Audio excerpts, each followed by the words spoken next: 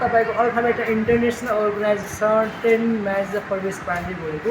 अल्फाबेटा कम्पनीको बारेमा संक्षेपमा जानकारी गर्न गइरहेको छु। अल्फाबेटा नेपालको नम्बर 1 कम्पनी हो।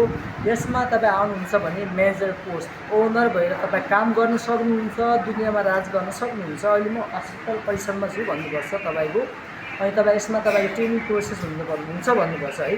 4 फेजको ट्रेनिङ लिने merchandiser, training manager, assistant manager, then तपाईँको सक्सेस फेज भनेको म्यानेजर हुन्छ।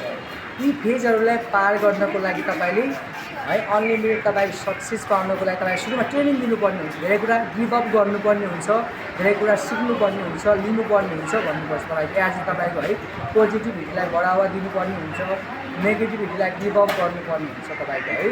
नयाँ कुरा सिक्नको लागि तपाईँलाई है नकारात्मक कुराहरूलाई हटाएर आफूलाई बाउन्स ब्याक गरेर तपाईँ अगाडि बढ्न सक्नुहुन्छ। एउटा आफूलाई अब्बल दर्जाको बिजनेसम्यान बनाउनको लागि भन्नुपर्छ है।